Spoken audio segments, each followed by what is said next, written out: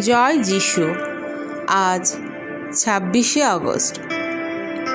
প্রতিদিনের চিন্তা ও প্রার্থনা। দিনের প্রধান চিন্তা। আমরাই নিজেকে হীন মনে করে ভিতরের আনন্দের ধারাকে রুদ্ধ করি এবং আত্মবিশ্বাসে আঘাত করে এই প্রতিবন্ধক ঘটাই।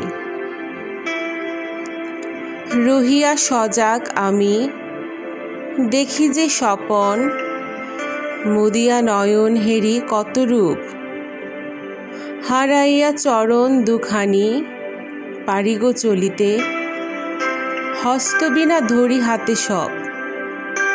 হইল সকল সম্ভব, যবে তুমি আনিলে আমারে এই অপার্থিব স্বর্গ জগতে।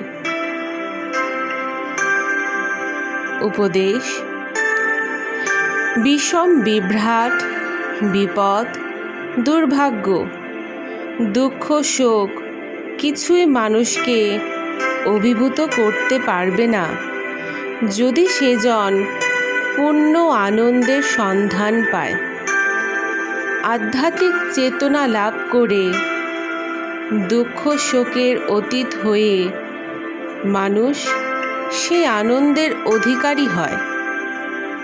কি দুর্ভাগ্য আমাদের, যখন অন্ধকারে অভিভূত, সংশয়ী ও আত্মবিশ্বাসহীন হয়ে আমরা ভুলে যাই যে মানুষ অমৃতের সন্তান,